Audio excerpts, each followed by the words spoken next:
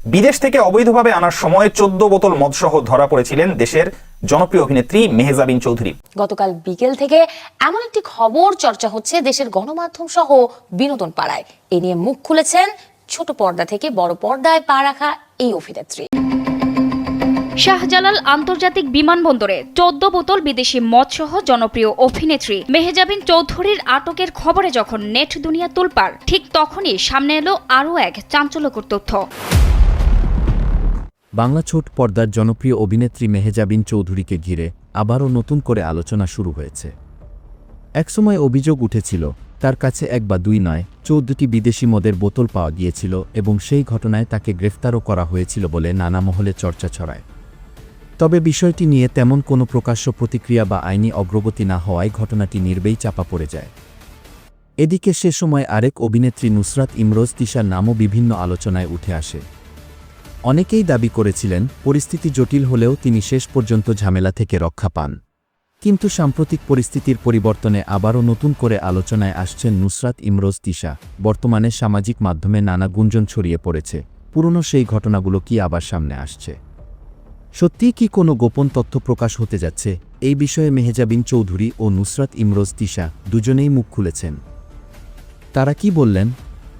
আর আসলেই কি এতদিনের আড়ালে থাকা সত্য প্রকাশ পেতে যাচ্ছে?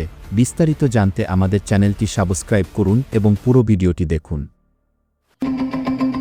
শাহজালাল আন্তর্জাতিক বিমানবন্দরে 14 বোতল বিদেশি মদসহ জনপ্রিয় অভিনেত্রী মেহজাবিন চৌধুরীর আটকের খবরে যখন নেট দুনিয়া তোলপাড়, ঠিক তখনই সামনে এলো আরও এক চাঞ্চল্যকর তথ্য। কাস্টমসের সেই রহস্যজনক ছাড়ের নেপথ্যে নাকি প্রভাব খাটিয়েছিলেন অন্তর্বর্তী সরকারের সাবেক সংস্কৃতি বিষয়ক উপদেষ্টা মুস্তফা সরওয়ার ফারুকী ও তার স্ত্রী অভিনেত্রী নুসরাত ইমরোজ তিশা। নাম প্রকাশে অনিচ্ছুক এক গোপন সূত্রের বরাতে এমনই বিস্ময়কর তথ্য মিলেছে।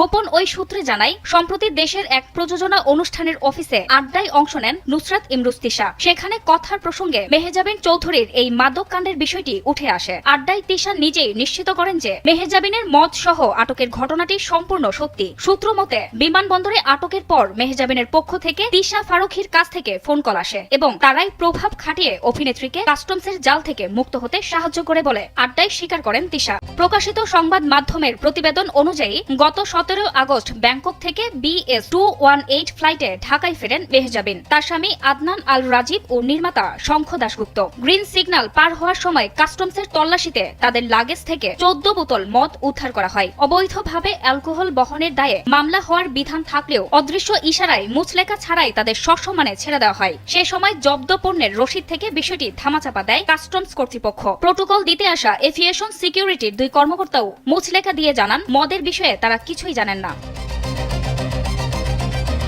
মাদক কাণ্ড ও কাস্টমসের ছাড়ের বিষয়টি শনিবার প্রকাশ্যে আসার পর আজ রোববার সকালে এক ফেসবুক পোস্টে মুখ খোলেন মেহজাবিন। সেখানে মদের বিষয়টি সরাসরি অস্বীকার বা স্পষ্ট না করলেও তিনি দাবি করেন ক্যারিয়ারের এই সময়ে তাকে উদ্দেশ্য প্রণোদিতভাবে টার্গেট করা হচ্ছে।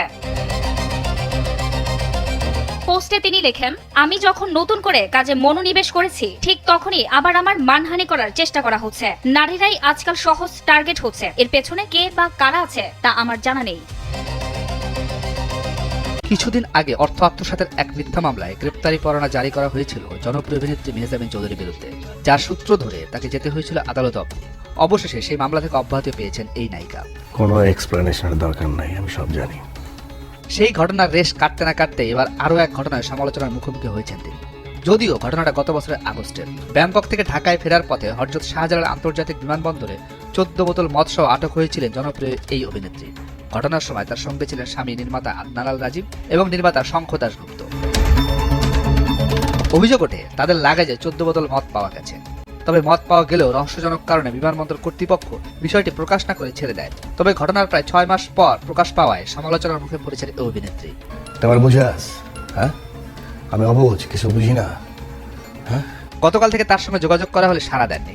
বাংলাদেশের মিডিয়া জগতের পাওয়ার কাপল যাদেরকে বলা হয় মোস্তফা সরওয়ার ফারুকী এবং নুসরাত ইমরোজ তিশা, যাদের আমরা এতদিন প্রগতিশীলতার আইকন ভেবে মাতামাতি করেছি, রীতিমতো তাদেরকে একদম আইডল বানিয়ে ফেলেছি, কিন্তু তাদের পর্দার পেছনে যে নোংরামির গল্প আছে এটা যদি আপনারা শুনেন আপনাদের রক্ত একদম শীতল হয়ে যাবে। গত 15 বছর বাংলাদেশের সরকারি অর্থ লুটপাটের একটা ভয়ঙ্কর সাংস্কৃতিক সিন্ডিকেট গড়ে তুলেছিল এই নুসরাত ইমরোজ তিশা এবং মোস্তফা সরোয়ার ফারুকী। এদের একটা ভাই বেরাদার গ্রুপ ছিল। এই গ্রুপটা মূলত বাংলাদেশের সাংস্কৃতিক অঙ্গনকে নিয়ন্ত্রণ করত। তিশা অনেক গুণী অভিনেত্রী, এটা জানেন, কিন্তু এর পেছনে তার যে একটা কুৎসিত চরিত্র আছে সেটা কি আপনারা জানেন? এই তিশা এক সময় ক্যামেরাম্যান রাজু রাজের সাথে ঘর ছেড়ে পালিয়েছিল, আপনারা কি সেটা জানেন? এমনকি রাজু রাজের ঘরে তিশার একটা সন্তান হয়েছিল যাকে ফেলে রেখে পরবর্তীতে সে আবারও ফারুকীর কাছে ফিরে আসে। ফারুকীর ব্যক্তিগত অক্ষমতা, একথা বলতে হয় না, ব্যক্তিগত বিষয়, তবু বলতেই হচ্ছে। ফারুকীর যেটা ঠিকঠাক কাজ করে না এবং তার একটা ভিন্ন ধর্মী অভিরুচি আছে। ফারুকী একজন এইসব কারণে নুসরাত ইমরোজ তিশার বেপরোয়া জীবনযাপনের তালিকা অনেক বেশি লম্বা। প্রযোজক শাহরিয়ার শাকিল, রেদওয়ান রনি, এ দুজন থেকে শুরু করে অসংখ্য অভিনেতা, তার মধ্যে আছে আফরান নিশো, অপূর্ব, এরা রীতিমতো তিশার প্রেমিকের তালিকার মধ্যে ছিল। এছাড়াও মিডিয়ার একাধিক রথী এবং মহারথী তিশার প্রেমিকের তালিকায়। তিশা ফারুকী দম্পতির যে বর্তমান সন্তান তার জন্ম হয়েছে IVF পদ্ধতি ব্যবহার করে ভারতে, কারণ ফারুকী অক্ষম। যদি ফারুকী সন্তান দানে সক্ষম হতো তবে কেন তাদের সন্তান IVF পদ্ধতি ব্যবহার করে জন্ম নেওয়া হলো? এই প্রশ্নের উত্তরটা আপনারা আমাকে দিয়ে যাবেন। জুনায়েদ আহমেদ পলকের সাথে ঘনিষ্ঠতাকে কাজে লাগিয়ে ফারুকী ও অমিতাভ রেজা গত 15 বছর ধরে সরকারি সব প্রজেক্ট কুক্ষিগত করেছে। বাংলাদেশ টেলিভিশন, বিটিভি, শিল্পকলা এবং সংস্কৃতি মন্ত্রণালয় থেকে প্রায় 110 কোটি টাকা লুটে নিয়েছে এই ফারুকী তিশা চক্র। এইটা ছোট্ট বিষয়, এর থেকে অনেক গভীর, অনেক বড় অপকর্মের সাথে সম্পৃক্ত ফারুকী তিশা চক্র। ইউনূসের 1.5 বছরের শাসনামলে অসংখ্য প্রজেক্টের নামে অর্থ আত্মসাৎ করে বিটিভি এবং শিল্পকলাকে দেউলিয়া বানিয়ে ছেড়েছে ফারুকী তিশা সিন্ডিকেট, অর্থাৎ তাদের তথাকথিত ভাই বেরাদার সিন্ডিকেট। 24-এর আন্দোলনে যাদের হিরো বানানো হয়েছে সেই আবু সাইদ মুগ্ধর ঘটনা প্রবাহের প্রত্যেকটা ইমোশনাল স্ক্রিপ্ট আড়াল থেকে সৃষ্টি করেছে অমিতাভ রেজা এবং মোস্তফা সরোয়ার ফারুকী। 36শে জুলাইয়ের প্রবক্তা সেজে ফারুকী যখন অস্ট্রেলিয়ায় 5 মাস কাটিয়ে ডিপ স্টেটের টাকায় বাড়ি কিনে দেশে ফিরল, তখন সে জানতো তার উপদেষ্টা পদ মোটামুটি নিশ্চিত। আওয়ামীপন্থী যারা সাংস্কৃতিক অঙ্গনের ব্যক্তিবর্গ ছিলেন তাদের একটা গ্রুপ ছিল হোয়াটসঅ্যাপে, আলো আসবে। এই গ্রুপের স্ক্রিনশট ফাঁস করা ছিল জনমত সম্পূর্ণরূপে নিজেদের দিকে ঘুরিয়ে নেবার একটা সুকৌশলী চাল, যেটা সম্পন্ন করেছিল মোস্তফা সরোয়ার ফারুকী এবং নুসরাত ইমরোজ তিশা। তো প্রিয় দর্শক, এতক্ষণ আমাদের সাথে থাকার জন্য আপনাদের অসংখ্য ধন্যবাদ। আর হ্যাঁ, অভিনেত্রী মেহজাবিন চৌধুরীর 14 বোতল বিদেশি মদ কাণ্ডে মোস্তফা ফারুকীর এবং তিশার বিষয়ে আপনাদের কি মন্তব্য তা অবশ্যই আমাদের কমেন্ট করে জানাতে বলবেন না।